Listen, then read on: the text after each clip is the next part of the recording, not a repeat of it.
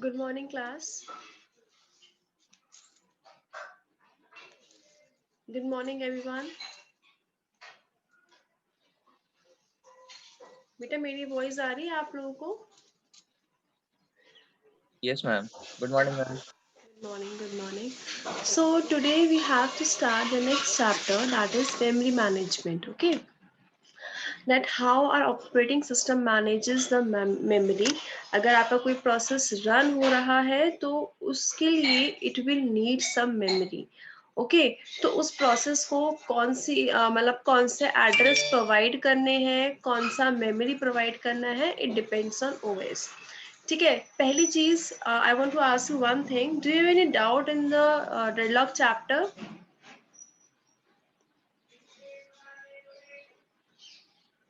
Okay No, ma'am. okay, good. So memory basically it is a central part of operating system. आपका जो operating system है इसका एक बहुत ही main component है, main सब part है आपके operating system का, because without memory we cannot execute any process, because whenever you execute some process it will need some data. आपका कोई प्रोसेस होगा, आपके उसके लिए कुछ डेटा जरूरत पड़ सकती है, डेटा आप कहाँ से लेंगे? मेमोरी से. दूसरी चीज, जब भी आप प्रोसेस को रन कराते हो तो it must be loaded into main memory. जैसे कि मैंने आपको पहले ही बताया हुआ है, हमारे पास सेकेंडरी मेमोरी होती है, मेन मेमोरी होती है, कैशे होती है, फिर रजिस्टर्स होते हैं. राइट, ये मेरी हिरारिकी होती है, जनरल हिरारिकी. इससे भी हिरारिकी में और भी स्टोरेज डिवाइसेस होते हैं, बट जो जनरल बता रही हूँ वो ये है: secondary storage, then primary storage, और you can call it main memory, sorry secondary, primary, main memory, cache and registers. ठीक है, तो जब भी आपको कोई प्रोग्राम रन कराना है तो आपको पहले उस प्रोग्राम को मेन मेमोरी में लेकर आना होगा. ठीक है, और अगर आपको उसे फ्रीक्वेंटली यूज करना है अपने उस डेटा को या फिर किसी पर्टिकुलर रिसोर्स को, तो आप क्या करेंगे? उस डेटा को कहाँ से? मेन मेमोरी से कैशे में लेकर आएंगे. क्यों? क्योंकि आप देख सकते हो सेकेंडरी मेमोरी होती है, मेन मेमोरी है. सेकेंडरी मेमोरी की स्टोरेज सबसे ज्यादा है as compare to main memory, cache and registers. उसके बाद जो मेरी स्टोरेज है वो है मेन मेमोरी की, देन आफ्टर दैट कैशे और फिर रजिस्टर्स की. तो आप देखिए, अगर मेरे पास बहुत ज्यादा डेटा है तो उसके अंदर सर्च करने में मुझे टाइम बहुत ज्यादा लगेगा. यस, तो वैसा ही इसीलिए हम क्या करते हैं, हमारा जो फ्रीक्वेंटली एक्सेस डेटा होता है उसको हम कैश मेमोरी में लोड करा लेते हैं, जिससे कि मेरा टाइम कम लगे. ठीक, और जब भी आप कोई ऑपरेशन करते हैं तो आप उस डेटा को कैशे से कहाँ लोड कराते हो? रजिस्टर्स में स्टोर करा लेते हो, और फिर रजिस्टर्स में आप क्या करते हो? ऑपरेशन परफॉर्म करते हो. ऐसा ही कुछ होता है बेटा.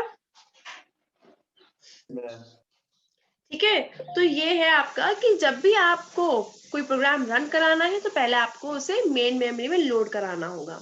दूसरी चीज, आपका जो इंस्ट्रक्शन, जो भी आपके अभी इंस्ट्रक्शन एग्जीक्यूट होती है तो उसकी एक साइकिल होती है. First the instruction will be fetched. जब भी आपका इंस्ट्रक्शन आपको जो परफॉर्म करनी है, पहले आपको वो इंस्ट्रक्शन फेच करानी होगी मेमोरी से, that what instruction you want to execute. उसके बाद जब आप उसको फेच कराएंगे then it must be decoded. उसको डिकोड करना पड़ेगा. ठीक है, कि इसमें कौन सा ऑपरेंड यूज हो रहा है, क्या ऑपरेटर यूज हो रहा है, डिकोड होगी वो इंस्ट्रक्शन. और हो सकता है उसमें कोई ऑपरेंड अगर आप कोई यूज कर रहे हैं तो you may require that operand from the memory. Okay, तो उसके लिए भी आपको मेमोरी से एक्सेस करना पड़ेगा. जैसे a प्लस बी की हम बात करें तो here two operands are used, a and b. So to perform the operation between a and b, you must have the values of a and b, and you will get the values of a and b from the memory. So you need to access the memory to get the values of a and b. Okay, जब आप लोग decode करोगे उसके बाद आपकी instruction क्या होगी बेटा? एग्जीक्यूट होगी. ठीक है, और जो आपका रिजल्ट होगा वो वापस से आपका मेमोरी में जाकर स्टोर होगा. This is the instruction execution cycle. First is fetch an instruction. Second is decoding of an instruction. Then third is execution, and fourth is storage of save the results in memory. ठीक है, तो ये आपका है. इस तरीके से आपकी हर एक इंस्ट्रक्शन एग्जीक्यूट होती है. Is it clear to everyone? Next thing, जब भी आप कोई प्रोग्राम रन कराते हो, you never concern about the memory. आपको कभी ये ध्यान देने की जरूरत नहीं पड़ती मेरे प्रोग्राम को मेमोरी मिलेगी नहीं मिलेगी, कितनी मिलेगी और किस एड्रेस पे मेरा प्रोग्राम स्टोर होगा। कभी आपने इस बारे में आपने मतलब कुछ आई मीन आपने जब भी प्रोग्राम बनाए हैं तो आपने कभी इस चीज पर ध्यान दिया है? No, ma'am. No, because it is not required. ठीक है, ये काम किसका है? ये काम है ऑपरेटिंग सिस्टम का, कि कौन से प्रोग्राम को कौन सी मेमोरी एलोकेट करनी है। ठीक है, नेक्स्ट नेक्स्ट है आपका जो आपके जो एड्रेस होते हैं मेमोरी में, दो तरीके के होते हैं, एक होता है लॉजिकल एड्रेस, एक होता है फिजिकल एड्रेस। ठीक है, जब भी आपका कंपाइलर आपके प्रोग्राम को रन कराता है तो वो एक symbolic memory address you know symbolic memory address generate करता है। ठीक है, उस सिंबॉलिक मेमोरी एड्रेस से हमें फिजिकल एड्रेस, देखो आप ये समझ लीजिए, मैं कहती हूँ कि सपोज आई एम सेइंग कि मेरा कुछ सिंबॉलिक मेमोरी एड्रेस है और फिजिकल एड्रेस मेरा हमेशा डिफरेंट होगा। आप ये समझ सकते हैं कि फिजिकल एड्रेस बात हो रही है पूरे एक फिजिकल मेमोरी के बारे में, कि फिजिकल मेमोरी एड्रेसेस क्या हैं। अगर हम लॉजिकल एड्रेस की बात करें तो लॉजिकल एड्रेस आपका सीपीयू जनरेट करता है। ठीक है, I can give you an example, let me share PPT first.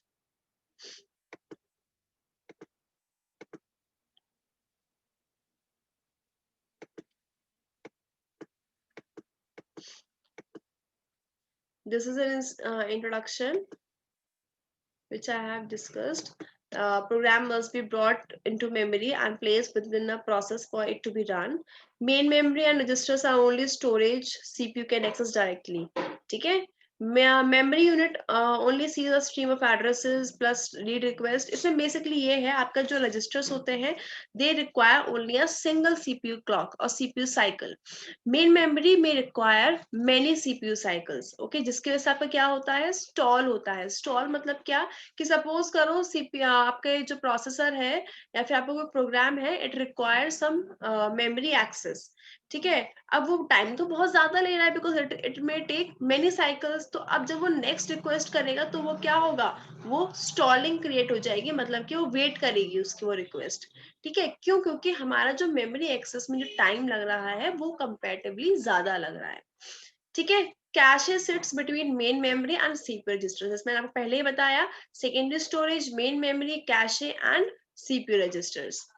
Protection of memory required to ensure correct operation. अब बात करते हैं कि आपका कैसे प्रोटेक्शन हम प्रोवाइड करते हैं।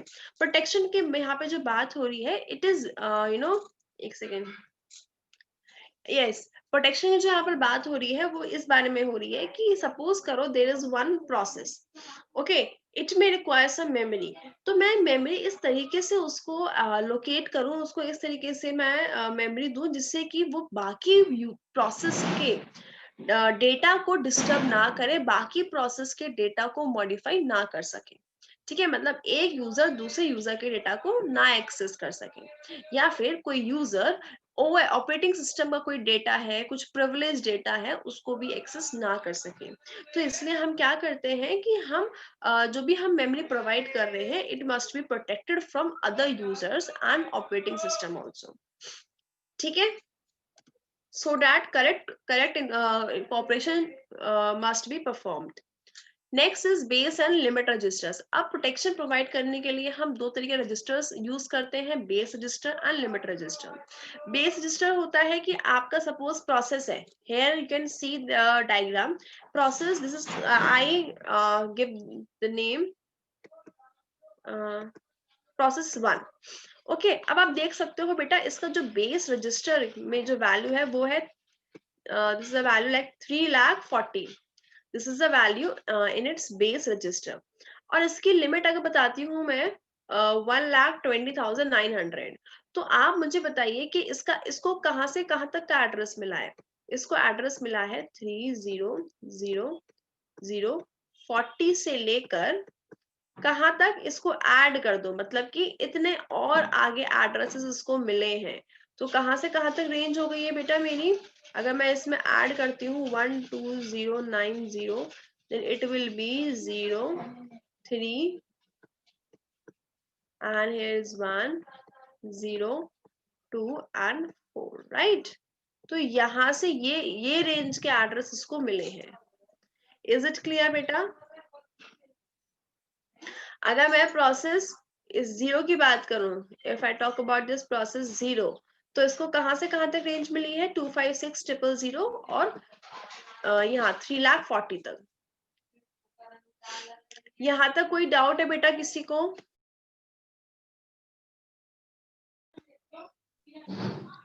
No ma'am. आप मुझे कोई इसकी लिमिट बता सकता है? पी नॉट के लिए बेस तो ये हो गया, लिमिट क्या होगी?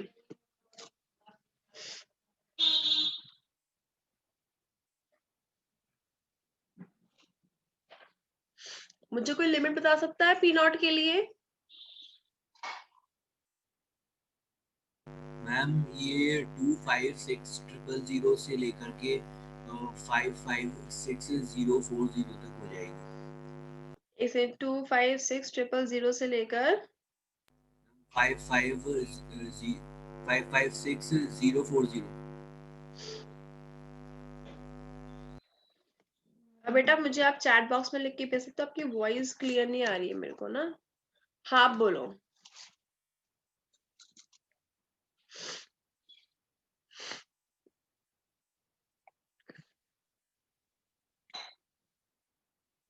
सेवन 560.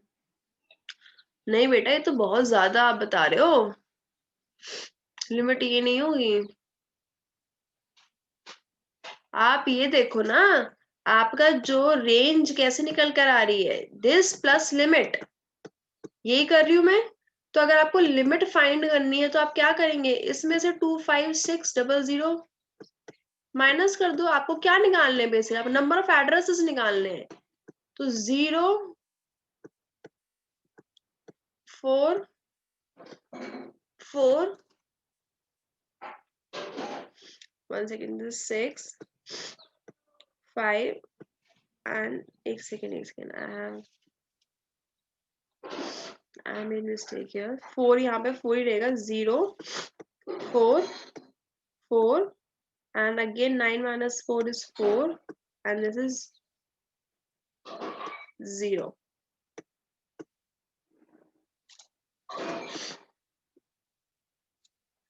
शायद कुछ मिस्टेक हो गई है, मुझे ऐसा लग रहा है. मुझे करेक्ट नहीं लग रहा है ये. Just give me a minute. Calculation mistake हो गई है. देखो मैं यहाँ पर प्रॉपरली करके देखती हूँ. 3 2 5 एक सेकेंड. दिस इज कहाँ तक एड्रेस? 300040 माइनस 25600. तो सब्ट्रैक्ट करने पर क्या आएगा?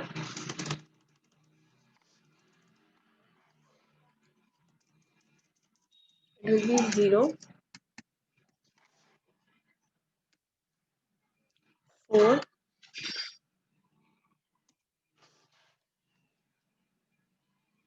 0 10 minus 6 4 और 9 minus 4 is 4. This will be the answer. ये है आपके limit.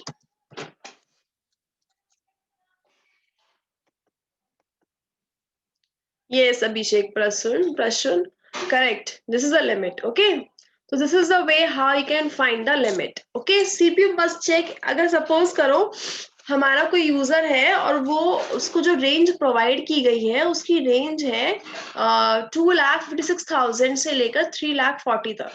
And if it wants to access some data which is stored in 420940, if my process 0 wants to access some data that is located at 420940, then will CPU allow this process to access this data?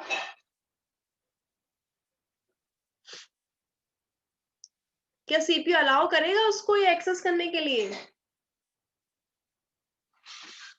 नहीं करेगा because it is invalid. जो process P0 को हमने address दिया है, address उसको access करने के लिए जो दिया है, that is from 2,56,000 to 3,40,000. So it will not let process P0 to access some data which is located at 420,940. Okay, this is how the system can provide the protection. Okay. Next, suppose आपका कोई CPU always produce logical address and physical address always associated with the physical memory. So if CPU is producing some logical address, तो सबसे पहले मैं check करूंगी क्या वो जो logical address है वो मेरा greater than or equal to base है या नहीं। मैं आपको एक कंसेप्ट बता चुकी हूँ, कोई मुझे बता सकता है इस डायग्राम का क्या मतलब है?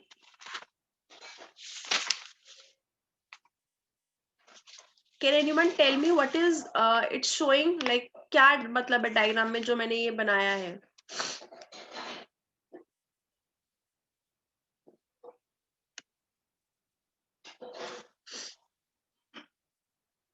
देखो CPU ने आपका एक एड्रेस प्रोड्यूस किया है, ठीक है।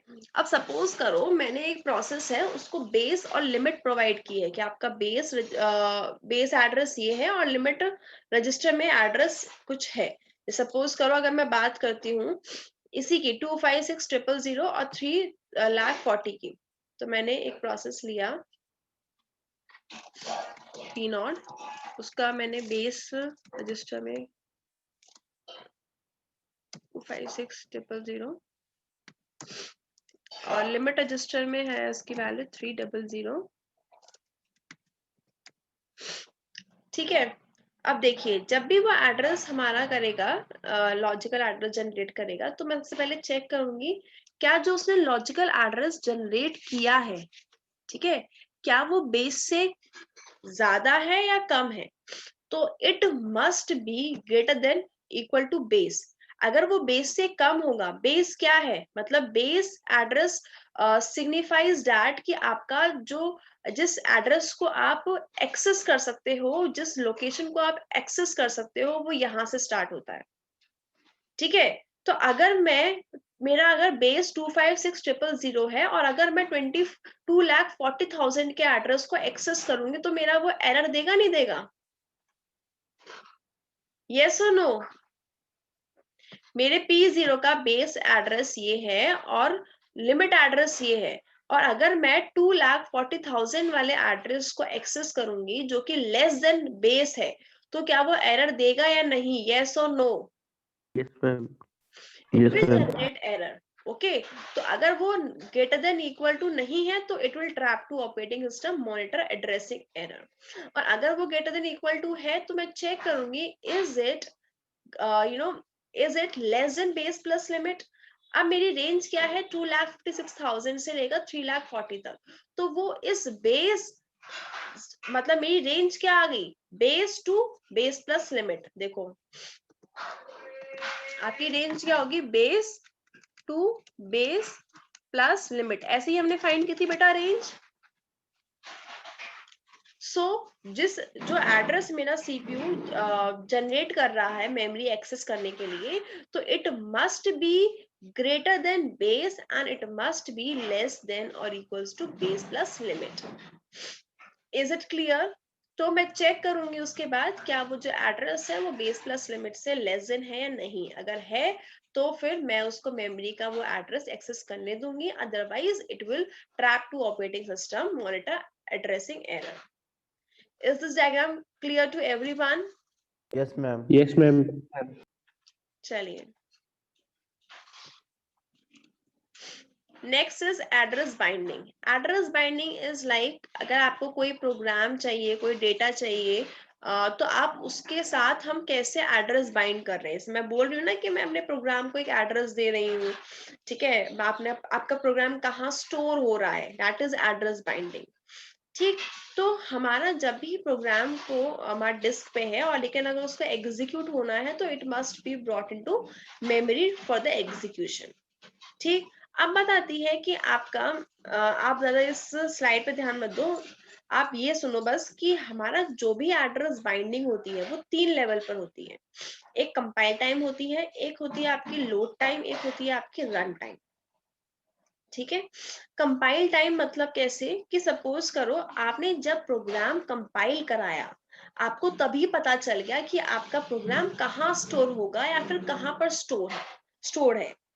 ठीक है, दैट इज कंपाइल टाइम। ठीक है, तो आपका जो कंपाइलर होगा वो कैसा कोड जनरेट करेगा, आपका रीलोकेटेबल कोड जनरेट करेगा, जिससे कि आपको डायरेक्टली पता चलेगा कि सॉरी एब्सोल्यूट कोड जनरेट करेगा, जिससे कि आपको पता चलेगा कि आपका प्रोग्राम कहाँ पर स्टोर है। ठीक है, नेक्स्ट इज, और एक और चीज, जब भी आपका जो सोर्स प्रोग्राम होता है, ठीक है, वो क्या होता है, सिंबॉलिक होता है। और जब भी आपका कंपाइलर उसे रन कराएगा, कंपाइल करेगा सबसे पहले उसको, तो क्या करेगा, वो उसको एक सिंबॉलिक एड्रेस प्रोवाइड करेगा। ठीक है, तो अगर मेरी बाइंडिंग कंपाइल टाइम पर हो रही है तो हमारा जो कंपाइलर है वो एब्सोल्यूट कोड जनरेट करेगा। ठीक है, मतलब कि उसको पहले से पता है कि मेरा प्रोसेस कहाँ पर जाकर स्टोर होगा। ठीक है, और अगर सपोज करो कुछ टाइम बाद हमारा जो लोकेशन थी प्रोग्राम की वो चेंज हो जाती है, तो मुझे उस प्रोग्राम को फिर से रिकम्पाइल करना पड़ेगा। Next binding is at load time. Okay, load time में क्या है, it must generate relocatable code if memory location is not known at compile time. अगर आपका मेमोरी जो जिस मेमोरी लोकेशन पर आपका प्रोग्राम स्टोर होगा वो आपको कंपाइल टाइम पर नोन नहीं है, वो आपको लोड टाइम पर पता चलेगा, that is load time address binding. ठीक है, तो इस केस में क्या है, इस केस में कंपाइलर आपका रीलोकेटेबल कोड जनरेट करेगा, जिसको कन्वर्ट किया जाएगा एब्सोल्यूट कोड में at the load time. Next is execution time. Execution time क्या है कि आप क्या कर रहे हो, आपने कंपाइल भी करा लिया प्रोग्राम को, लोड भी करा लिया, लेकिन अभी तक आपने एड्रेस बाइंडिंग नहीं किया, अभी तक आपको ये नहीं पता चला है कि आपका प्रोग्राम कहाँ जाके स्टोर होगा, कहाँ जाकर सेव होगा। तो उसमें क्या है, वो जब आप रन कराएंगे उस प्रोग्राम को, तब आपको पता चलेगा कि आपका प्रोग्राम कहाँ जाकर स्टोर हो रहा है, कहाँ जाकर लोकेट होगा। That is execution time address binding. Is it clear to everyone? Yes, ma'am. Next is multi-step processing of a user program. आपका जब भी प्रोग्राम कोई रन होता है तो that's here you can see here the source program compile कराया जाएगा उसको यूजिंग कंपाइलर और असेंबलर। उसके बाद आपका एक ऑब्जेक्ट मॉड्यूल जनरेट होगा। ऑब्जेक्ट कोड, सोर्स कोड से ऑब्जेक्ट कोड जनरेट होता है, तो there will be an object module. उसको हमारा सपोज और भी कोई ऑब्जेक्ट मॉड्यूल्स हैं, तो हम क्या करेंगे, लिंकर, यहाँ पे लिंकिंग होती है आपकी। So I will use linkage editor to link multiple object modules. उसके बाद आप मॉड्यूल को लोड कर दोगे, जो लिंक्ड पूरा जो मॉड्यूल होगा उसको आप लोड करेंगे, that is load time. Unload करेंगे और आपकी जो भी लाइब्रेरी आपको यूज चाहिए होगी, वो भी आपको जो भी कंपैटिबल लाइब्रेरीज की जरूरत होगी, वो सारी लाइब्रेरीज लोड कराई जाएंगी। और उसके बाद फाइनली आप क्या करोगे, प्रोग्राम को एग्जीक्यूट करोगे। ठीक है, this is how your program is executed. Next आपका आता है, there are two types of address space. First is logical, second one is physical address space. Logical address space हमेशा आपका सीपीयू जनरेट करता है, और फिजिकल एड्रेस स्पेस हमेशा आपका क्या होता है, that is address seen by the memory unit. मतलब जो आपका एक्चुअल जो फिजिकल मेमोरी पे जो एड्रेस आपको प्रोवाइड किया गया है, वो आपका होता है फिजिकल एड्रेस। ठीक है, now the concept of a logical address space that is bound to a separate physical address space is central to proper memory management. Logical address generated by the CPU and physical address seen by the memory unit. अब जैसे कि logical address आपका, इस logical address को हम virtual address भी बोलते हैं। ठीक है, तो जैसे कि आप सपोज करो आपके पास मेमोरी बहुत ही लिमिटेड है, ठीक है, लेकिन आप क्या कर रहे हो, आप उसको आपने देखा भी होगा, हम वर्चुअल मेमोरी की बात करते हैं।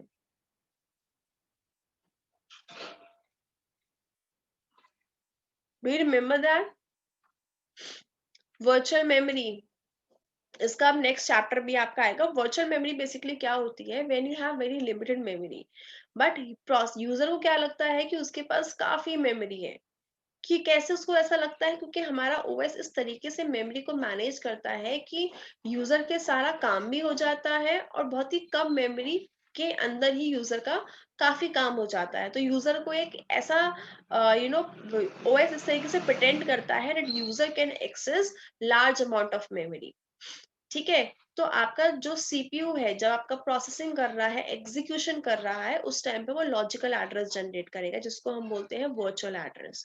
और फिर जब आपका प्रोग्राम एक्चुअल में एग्जीक्यूट होगा तो ये वर्चुअल एड्रेस और लॉजिकल एड्रेस आपका कन्वर्ट होगा फिजिकल एड्रेस में, क्योंकि कहीं ना कहीं आपको फिजिकल मेमोरी पे भी तो उस प्रोग्राम को स्टोर कराना है, तो उसके लिए आपको फिजिकल एड्रेस पता होना चाहिए। तो हमारा लॉजिकल एड्रेस फिजिकल एड्रेस में कन्वर्ट होता है, और जो यूनिट इसको कन्वर्ट करती है उसको हम बोलते हैं मेमोरी मैनेजमेंट यूनिट। ठीक है, अब आपका क्वेश्चन ऐसा, ये बहुत अब पूछा जाता है इंटरव्यूज में भी, कि अगर आपका जो लॉजिकल फिजिकल एड्रेस है, आपकी 3 लेवल पे बाइंडिंग होती है, compile time, load time and run time और एग्जीक्यूशन टाइम। तो फिजिकल और लॉजिकल एड्रेस कंपाइल टाइम और लोड टाइम पर सेम रहते हैं, आइडेंटिकल रहते हैं, लेकिन वो एग्जीक्यूशन टाइम पे जब एक्चुअल एड्रेस बाइंडिंग हो रही है आपकी, उस टाइम पे वो अलग होंगे। क्यों? क्योंकि physical address is related to the physical memory and logical address is generated by the CPU। ठीक है, जो भी आपका एक सेट बनेगा जिसमें सारे लॉजिकल एड्रेसेस होंगे which are generated by a program, that set is known as logical address space। और जो सेट होगा of all the physical addresses generated by a program, that set is known as physical address space।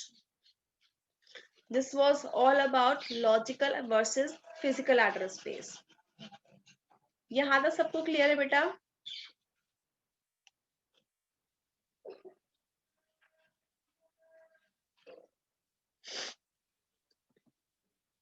ये देखिए आपके questions है कुछ, ये examples अब हम नेक्स्ट क्लास में करेंगे, या फिर एक बार देख लेते हैं। आपका लॉजिकल एड्रेस दे रखा है 31 बिट।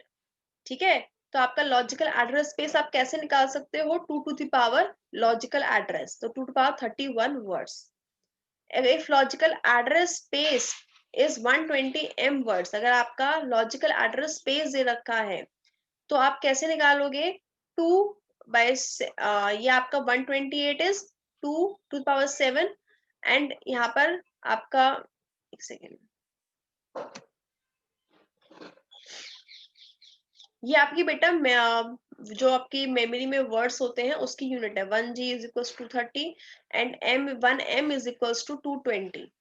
ठीक है, तो 128 is to power 7 and 1M is to power 20 words.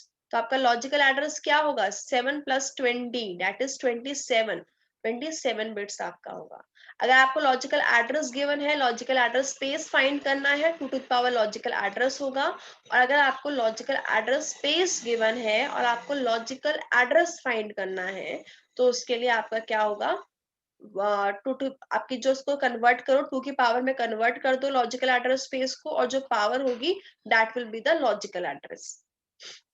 Clear है? सिमिलरली फिजिकल एड्रेस गिवन है 22 बिट का, आपको फिजिकल एड्रेस स्पेस फाइंड करना है, तो आप क्या करेंगे? 2 to the power physical address, that will be the physical address space. और अगर आपको फिजिकल एड्रेस स्पेस गिवन है 16 M वर्ड्स का, तो आप क्या करेंगे? इसको कन्वर्ट करेंगे 2 टू द पावर में। और देखो पावर में क्या है? 420। तो मल्टीप्लीकेशन जब भी आपकी पावर होती है, बेस कॉमन होता है, तो आप क्या करते हो? पावर को ऐड कर देते हो। सो 4 + 20 is 24 bits। So your physical address space is of, sorry, physical address is of 24 bits। Yes or no? Yes, ma'am. Next is memory management unit। मैंने आपको अभी बताया भी था। Can anyone tell me what is the main objective of memory management unit? अभी मैंने 5 minute पहले बात की है इसके बारे में।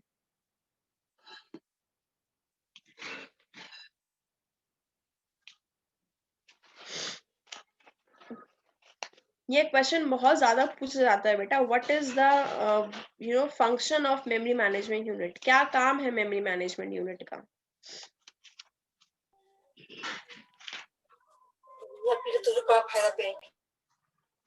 Yes. Someone is saying something. Convert logical address to physical address. Yes, it maps or converts the virtual or logical address to physical address. ठीक है, लॉजिकल एड्रेस आपको सी पे जनरेट कर रहा है, लेकिन अगर हमें उसे फिजिकल मेमोरी पे रीलोकेट करना है, so we must map it to the physical address. So that work is done by memory management unit. ठीक है, in memory management unit scheme the value in the relocation register यहाँ पर जो नाम दिया गया है ये बेस रजिस्टर के लिए बोला गया है. ठीक है, is added to every address generated by a user process at the time it is sent to memory. मेरा जो CPU जनरेट कर रहा है, सपोज CPU ने जनरेट किया मेरा लॉजिकल एड्रेस, मेरा बेस एड्रेस इज 000 और जो CPU ने लॉजिकल एड्रेस जनरेट किया है दैट इज 010200. तो आपका जो फिजिकल एड्रेस आएगा वो क्या आएगा बेटा, this plus this logical address. ठीक है, तो उससे हमारा क्या होगा, the value in the relocation register और the base register is added to every address generated by a user process at a time it is sent to memory. जो भी आपका यूजर या CPU एड्रेस जनरेट करेगा उसको मैं क्या करूंगी, बेस एड्रेस से ऐड करूंगी, that will be the physical address. The user program deals with logical addresses. It never sees the real physical addresses. आपका जो यूजर प्रोग्राम होता है वो हमेशा लॉजिकल एड्रेस का डील करता है, उसको कुछ नॉलेज नहीं होती है what is the physical address and how it is allocated to my program. It is not concerned, he or the user is not concerned about the physical address. Is it clear to everyone, बेटा?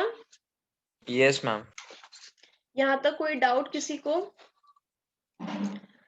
अब इसके आगे हमारा आता है dynamic loading, वो हम next class से स्टार्ट करेंगे. यहाँ तक पढ़कर आइएगा, कोई डाउट होगा तो we will discuss it in next class. Okay,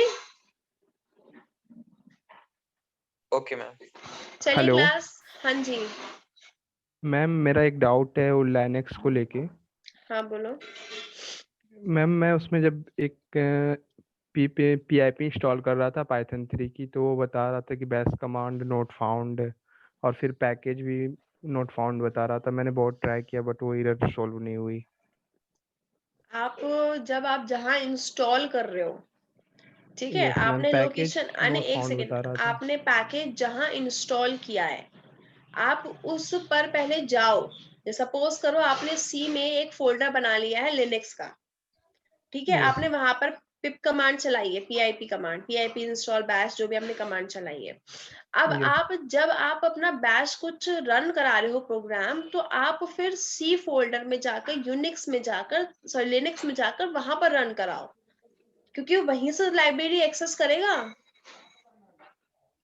okay ma'am. हो सकता है कि आप सी में ही रन करा रहे हो, आप लिनक्स में जा ही नहीं रहे हो. नो मैम, एक्चुअली ये था ना कि गिट का एक टूल था, गिटहब से मैंने लिया था, तो वहाँ से मैं इंस्टॉल कर रहा था बाय प्रोसेस. तो हाँ, उसमें PKG लिख के था कि PKG इंस्टॉल एप्ट कुछ ऐसे, तो वो नॉट फाउंड बता रहा था. नहीं, मैं आपका वो command not found. Command not found बता रहा है. Yes ma'am. तो बेटा जो आपकी PIP जो कमांड होती है ना, वो उस पे नहीं चलेगी, कमांड प्रॉम्प्ट पे. मैम टर्मिनल पे तो चलना चाहिए था ना. हाँ मैं हाँ, टर्मिनल पे चल जाएगी. टर्मिनल पे उसी भी पे नहीं चला चल रहा रही था है, मैम. वो टर्मिनल पे नो नहीं चल मैम, रही है PIP इंस्टॉल. नो. मुझे एक बार ना उसको स्क्रीनशॉट लेकर भेजना आप, ठीक है, then I will help you. Okay ma'am, हाँ, ठीक थैंक है, यू. ओके बेटा. Okay class, thank you. Now you may leave. Thank you, ma'am.